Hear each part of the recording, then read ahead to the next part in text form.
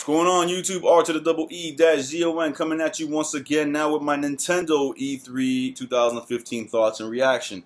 You just saw my PlayStation 4 thoughts.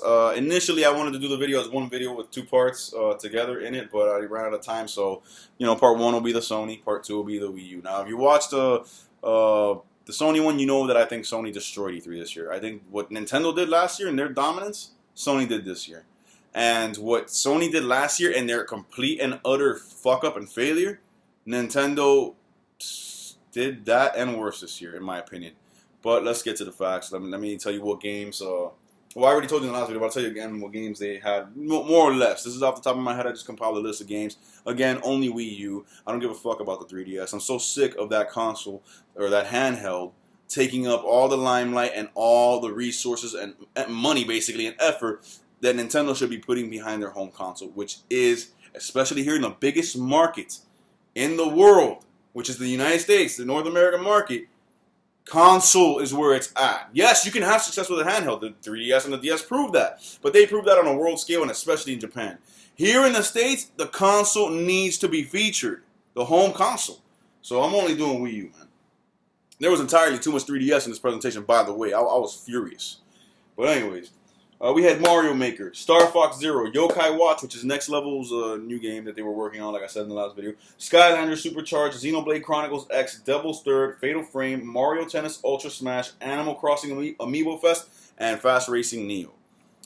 Okay, here's the problem with Nintendo's presentation right off the bat. All those games that I listed there, if you're any kind of gamer and been following, what's coming out and watching Nintendo Directs or just fucking have an internet connection and can look at websites, none of those games surprise you, except maybe Mario Tennis and maybe Yokai Watch. That's it. We already knew there was some kind of Animal Crossing coming because it was rumored and teased by the developers for about a year now, I think. And we wanted a real, well, I don't care, I don't give a shit about Animal Crossing, but the Animal Crossing fans, and there are millions of them, they wanted a real Animal Crossing. They didn't want this Amiibo Fest board game party bullshit that's trying to be like Mario Party. Alright? That's what that game is. Anyways, the problem is you knew about all these games. So there's no wow factor. There's no surprise. Listen to what I'm saying. An E3 where Nintendo has no surprises. That's a fail right off the... I don't care how good Star Fox looks because it looks amazing. We knew Star Fox was coming. There's no surprise about Star Fox other than this is the first time we got to see it. But we knew it was coming. A Nintendo E3 with no surprises is a fucking travesty, bro. And, I mean, you knew about all these games, right? And then the thing about it is, you've not only known about them, like, for a week or two, you've known about them for fucking 3 years. We knew about Yoshi's Woolly World, which is another game that they showed, I forgot to write there. We knew about Yoshi's Woolly World since 2012 almost, man. We've known about Xenoblade Chronicles since 2013. We've known about the Devil's Third since last year. We've known about Fatal Frame since last year. We've known about Fast Racing Neo for about a year. And we've known about Star Fox since last E3. I mean, and Mario Maker, we've seen so much of it. And it really, Mario Maker looks awesome. It looks like a good, fun time. But it really, all it is a little app that they put together. That could not have taken them more than a couple of months to make, man. Okay, so this is the 30th anniversary of Mario. How about Mario Maker, which took you nothing to make, and a real fucking 3D Mario game, bro? Or a sequel to 3D World or something. Or even though I can't stand the remasters, a remaster of 64 or Sunshine or something like that. Not even that.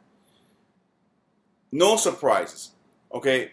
No Metroid announcement. Oh, I'm sorry, there was a Metroid announcement. It was for the fucking 3DS, and it wasn't even a true-to-life Metroid adventure, whether it's Prime version or 2D side-scrolling. No. It was a four-player cooperative, four-player multiplayer shit. Like it's called Metroid Prime Federation Force, and it's like a four-player multiplayer game.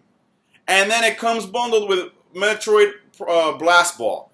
Blast Ball was an amazing little IP that they showed 2 fucking days before this, for the first time in a world premiere at the Nintendo World Championships, which was an awesome event, by the way. That was epic. They showed it up there, and it wasn't Metroid. It was just called Blast Ball. And I told my wife, I said, because it plays in first-person view, I told her, I said, look, That visor, the reticule, the way the power bar, the energy bar is shaped. This is Metroid. They're using the same skins as Metroid. 2 days later, you try to pass it off as a world premiere at E3 and call it Metroid Prime Federation Force and Metroid Blast Ball? That little game by itself as Blast Ball would have been a great little IP and sold like crazy because it looked fun. But when you tag the name Metroid to that, you just pissed off the millions and millions of real Metroid fans out there who are not going to go near this game.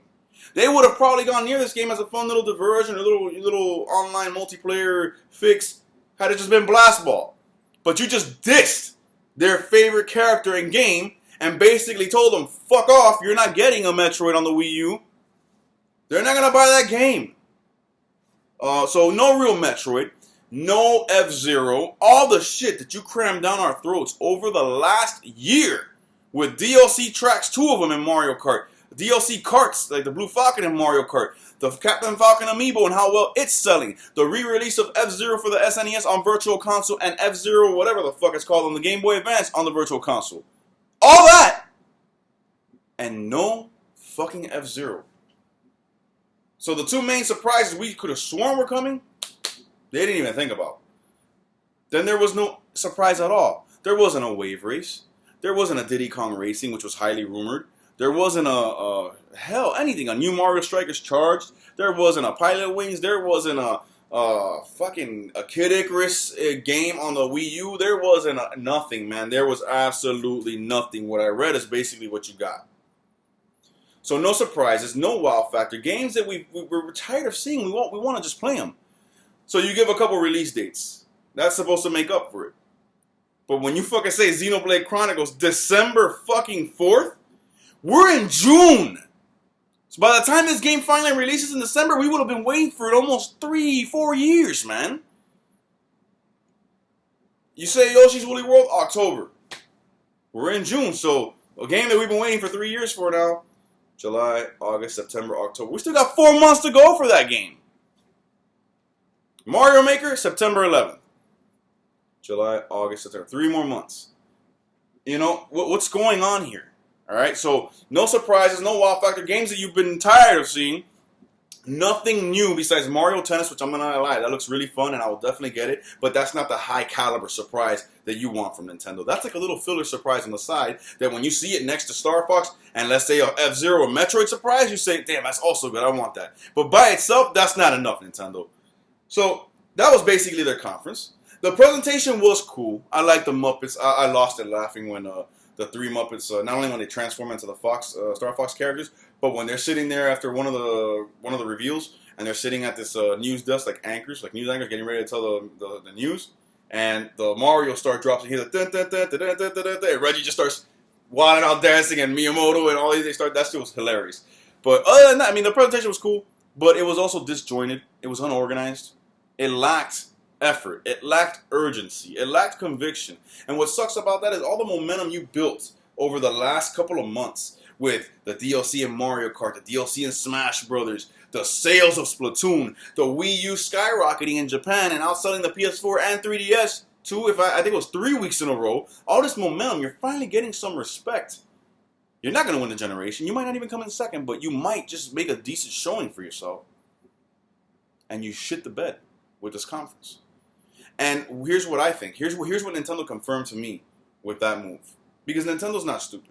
And Nintendo doesn't do anything without a purpose. This to me was them confirming that this is the last rush of great games we're going to get. And this is what I want Nintendo fans to understand. And what I want the rest of the Nintendo haters out there that are loving this video, this is what I want them to understand. The Wii U still has the best game library. And it still has the best gaming lineup coming up this next 6 months to a year. Deal with it. It just does. The PS4 one looks amazing also. So if you want to say the PS4 one is better, I can't even argue. I think they're both great.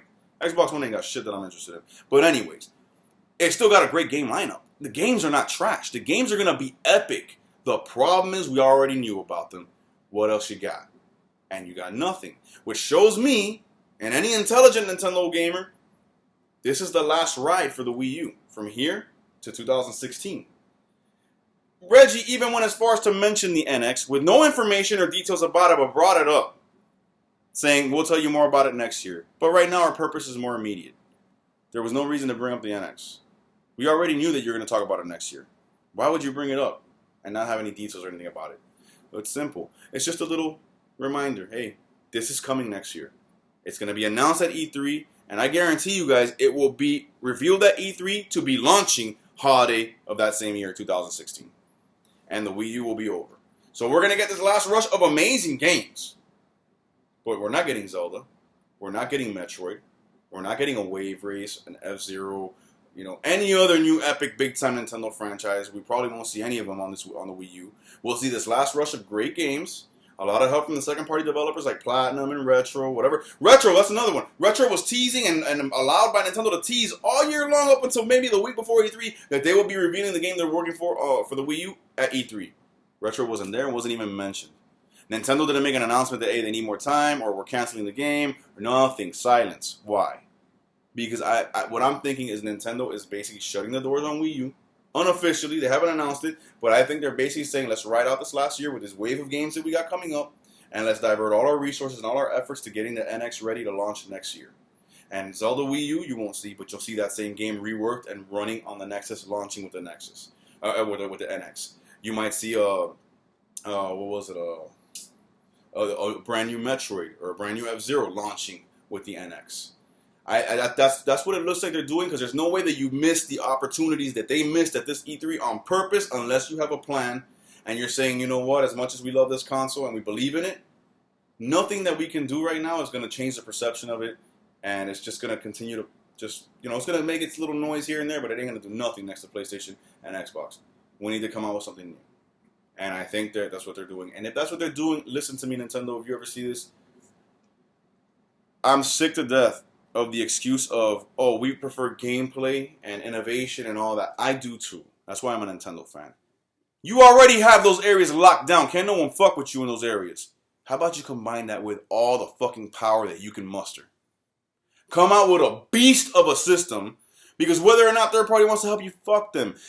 You can have your amazing, one-of-a-kind, can't-have-anywhere franchises built and running on a system with all the fucking power that you can get at this time. Imagine a Zelda in a fucking living, breathing Hyrule that looks even better than what you're seeing on, and is able to do more than what you're seeing on the PlayStation 4 games right now that they showed at E3, which looked amazing, like Horizon Zero Dawn. You need to, if you're going to do this, you're going to be coming out mid-generation, because the PlayStation, especially with the lineup they just revealed, and the Xbox One are probably going to go for another 3 years after this. So if you're going to come out mid-generation, you can't do what you did with the Wii U and come out with something marginally stronger than these consoles, because then when they drop, they're going to drop something that's a lot stronger than you, which is what happened here. You need to come out, if you're going to come out mid-generation, which will be next year, which I'm positive you are, the NX better be a hulking beast of power. Processing power, graphical ability, that thing better be like Sony and Microsoft will have to work their asses off to get near you to launch the next consoles as strong as what you just launched. That's how it needs to be. That's what it needs to be. And don't lose your spontaneity, your creativity, your innovation along the way. That's what you got to do. So anyways, I'm running out of time. But as you can tell, this E3 was a failure for me as far as Nintendo's concerned. Does it tarnish the Wii U? No, but it does end it. It does basically, it's Nintendo's unofficial announcement of this last year, we'll ride out the wave of great games we got, but we're not putting any more games or resources into this because we're gearing up for E3 2016, where we're revealing the NX, and we're going to give you launch date and everything there that's going to be holiday of that year. And they want to have Zelda ready, and they want to have Metroid ready, and they want to have big-time games to launch with ready. That's what I believe. That's what it looks like. Which is sad, because the Wii U will only have a 4-year life cycle, which is shorter than their standard 5-year vision. But it doesn't change the fact that the Wii U is still a hell of a next-gen console and has the best game library. Up until this point, and it's 3-year, by the time it reaches its 4-year life cycle, it will have the best lineup of games, library of games across the board, and the most variety. Okay? And the upcoming library, that's the upcoming lineup for the next 6 months to a year, is top-notch. So, take it how it is. That's what I see. I don't like it, but I understand. If they feel that they can't turn the Wii U around, hey, jump onto something that you can blow the industry's doors off with, which might be the NX. So God bless y'all. Stay gaming. Peace.